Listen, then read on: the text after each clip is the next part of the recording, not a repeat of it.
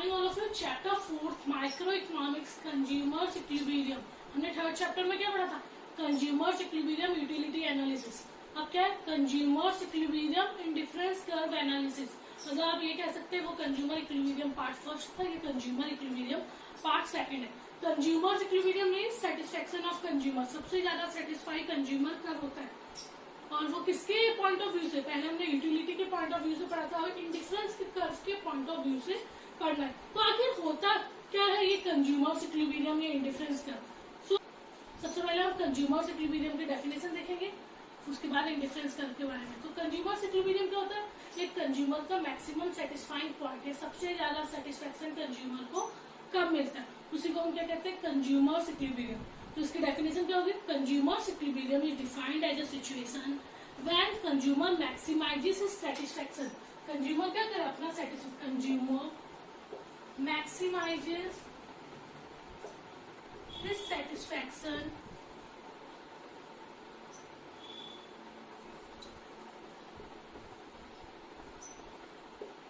Consumer ने क्या किया? अपना सेटिस्फेक्शन मैक्सिमम कर दिया। स्पेंडिंग हिज इनकम और स्पेंड हिज इनकम, जो भी उसके पास इनकम है, across different goods with the given prices. Spending his income, जो भी उसके पास इनकम है उसे उसने क्या किया? अक्रॉस डिफरेंट गुड्स, उसने अपनी इनकम स्पेंड की डिफरेंट गुड्स पे विद गिवन प्राइसेस। जो भी प्राइसेस थी गुड्स की, जो भी गुड्स की प्राइसेस थी, उसने उस प्राइसेस को देखकर अपनी इनकम को स्पेंड किया। भाई मैं 15 रुपए लेकर गई, जब मैंने गुड्स को देखा, मुझे टमाटर या मिर्ची जो भी लेनी थी, और मैंने जब देखा तो मैंने उस 15 रुपए से किस तरह से मुझे या मेरी इनकम से किस तरह से मुझे एक्सपेंडिचर करना है, जब मुझे प्राइसेस भी पता हो। तो कंज्यूमर इक्विलिब्रियम क्या होता है? Consumer equilibrium is a situation और consumer's equilibrium is defined as a situation when consumer maximizes his satisfaction spending his given income across different goods with the given prices। जब उसे प्राइस मालूम है, उसे पता है उसे क्या गुड्स खरीदने, फिर वो किस तरह से अपनी इनकम को स्पेंड करेगा या खर्च करेगा कि उसका सेटिस्फेक्शन मैक्सिमम हो जाए। उसी को हम क्या कहते हैं? Consumer's equilibrium. मैक्सिमम या most satisfying point of consumer, जब ज्यादा से ज्यादा उसे क्या हो, फायदा हो या ज्यादा से ज्यादा वो सेटिस्फाई हो कम से कम खर्चे में। So consumer's equilibrium is a situation where consumer maximizes his satisfaction spending his income across different goods with given prices. Clear? Next topic, indifference set and indifference curve. होता क्या है इंडिफरेंस? इंडिफरेंस सेट आप एक तरह से मान सकते हैं, मुझे दो गुड्स हैं, दोनों गुड्स से सेम सेटिस्फेक्शन मिल रहा है।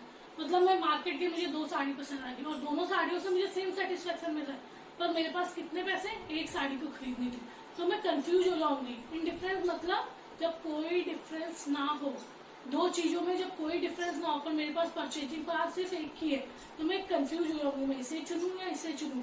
तो उस सिचुएशन को हम क्या कहते हैं? Indifference set.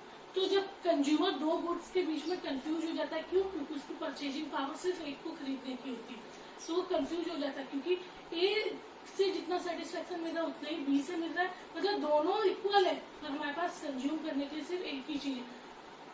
सो कंज्यूमर क्या होता है? दो गुड्स के बीच में जब कंफ्यूज हो जाता है, या कंज्यूमर एक तरह से हम बोल सकते हैं, जब दो गुड्स से सेम सेटिस्फेक्शन मिल रहा है तो कंज्यूमर एक तरह से कंफ्यूज हो जाता है, वो किसे परचेज करे, उसी को हम बोलते हैं इंडिफरेंस सेट। सुन लीजिए, indifference set is a set of those combination of two goods.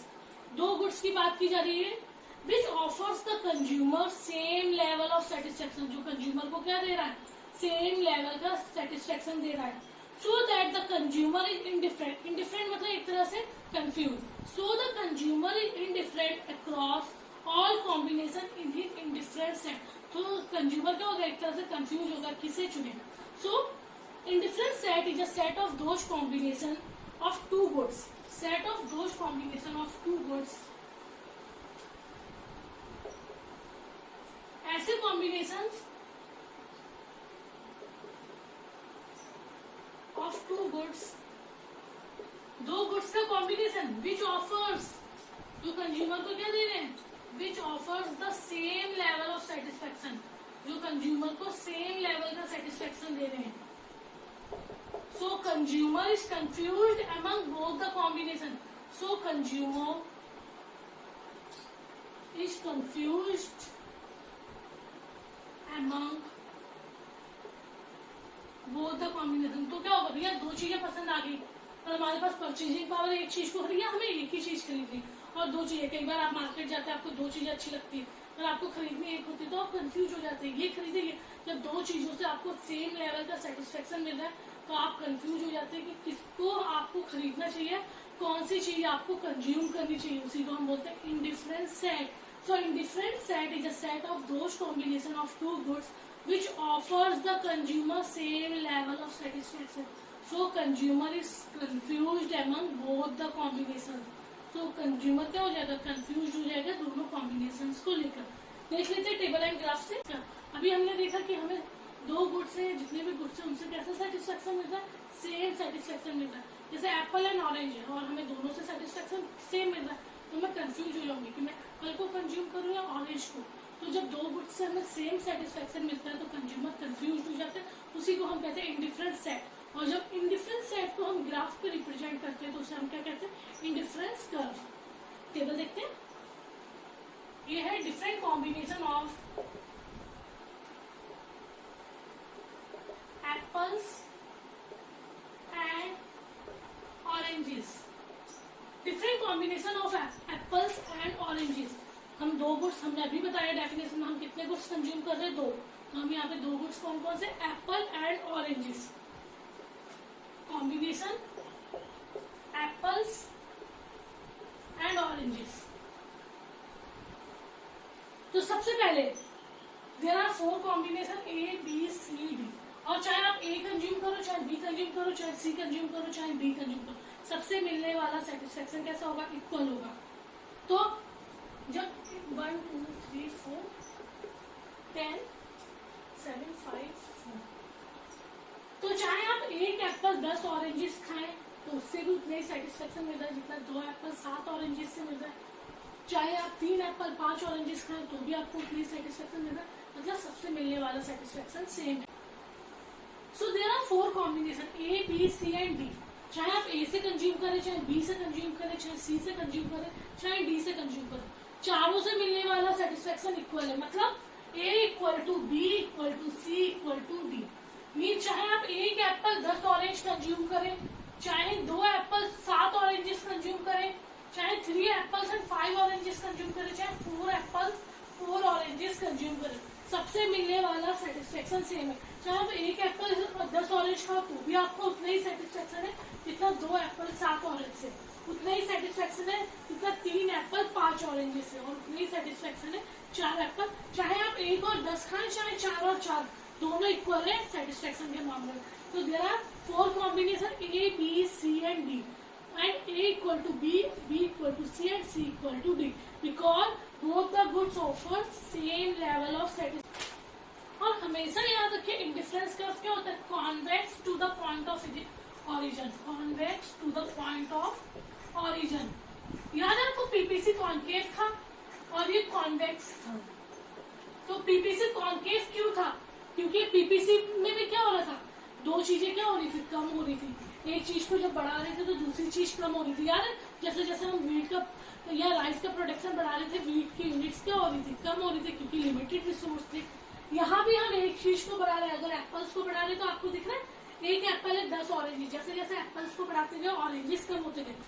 Rule दोनों में सेम फॉलो हो रहा है. पीपीसी में भी एक चीज को बढ़ाने से दूसरी चीज को कम करना पड़ रहा था और आईसी में भी एक चीज को बढ़ा, आईसी मीन्स इंडिफरेंस कर्व, एक चीज को बढ़ाने में दूसरी चीज को कम करना पड़ रहा है.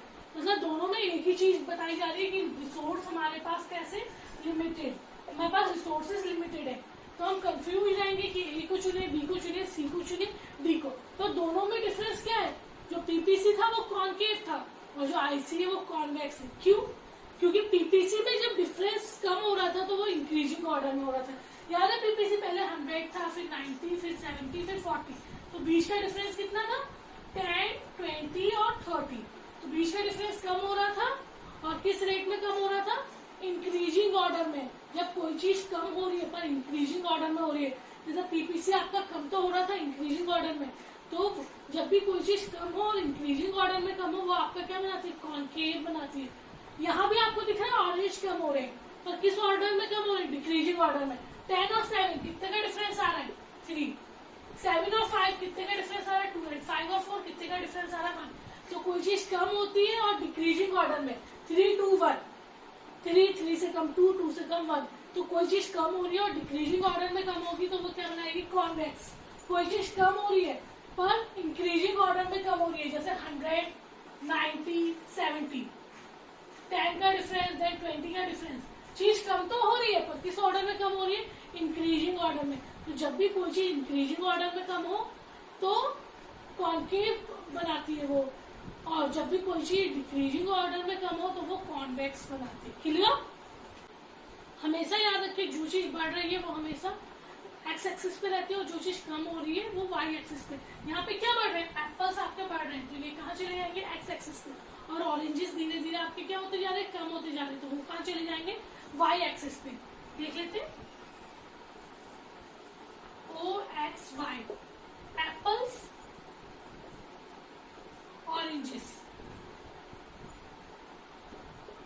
ऑरेंजेस मैक्सिमम कितने, 10, 1 2 3 4 5 6 7 8 9 एंड 10। और एप्पल्स आपके मैक्सिमम कितने, 4, 1 2 3 4। एप्पल को नीचे क्यों रखा गया वो एक्स एक्सिस पे, क्योंकि एप्पल धीरे धीरे बढ़ रहे हैं, दिख रहा है 1 2 3 4। तो जो चीज बढ़ती है वो आपकी एक्स एक्सिस पे रहती है, और ऑरेंज धीरे धीरे कम हो रहे हैं, 10 7 5 4। और जो चीज कम होती है वो वाई एक्सिस पे जाती है। तो एप्पल 1, जब एप्पल 1 है तो ऑरेंज कितना है, 10। एप्पल 1 और ऑरेंज 10। एप्पल 2 ऑरेंज कितने हैं, 7। एप्पल 3 ऑरेंजेस कितने हैं, 5। एंड एप्पल 4 ऑरेंजेस में कितने हैं, 4। क्लियर? अब इसके ऊपर हम एक कर्व बना देंगे, या 4 पॉइंट्स बना देंगे, ए बी सी डी। ये A point, B point, C point, D point, और चारों को ज्वाइन कर देंगे, ए बी सी डी। जो कर्व हमें मिलेगा उसी को हम कहते हैं आईसी, इंडिफरेंस कर्व। ठीक है? So when we join all the points A, B, C, D, we get IC, indifference curve. अब हम इसमें क्या लिखेंगे, table and graph indicates that there are 4 combination A, B, C and D. दिख रहा है आपको? Are specified. There are 4 combination A, B, C and D are specified by the consumer according to his taste or preference. ये consumer ने अपने test के preference के according ABCD arrange कर। Each combination offers the same level of satisfaction, और हर combination जो consumer है उसे कैसा सेटिस्फेक्शन देगा, सेम लेवल ऑफ सेटिस्फेक्शन। सारा का सारा point same level of satisfaction दे रहा है, चाहे ए की बात करें, चाहे बी की बात करें, चाहे सी की बात करें, चाहे डी की बात करें। एप्पल और ऑरेंज से मिलने वाला, चाहे ए से एप्पल ऑरेंज हो, चाहे बी के एप्पल ऑरेंज हो, चाहे सी के एप्पल ऑरेंज हो, चाहे डी के एप्पल ऑरेंज हो, हर चीज से मिलने वाला सेटिस्फेक्शन कैसा है, सेम है।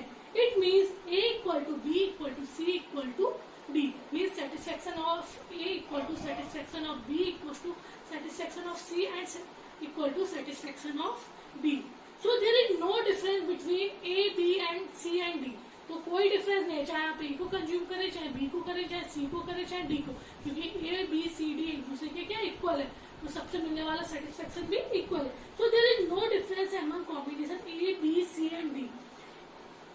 We may say that the consumer is confuse. अब कंज्यूमर कंफ्यूज हो जाएगा, खरीद वो एक ही चीज सकता है क्योंकि रिसोर्स कैसे limited. So we may say that the consumer is confuse across these combination.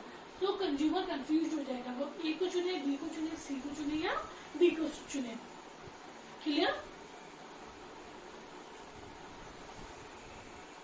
Thank you.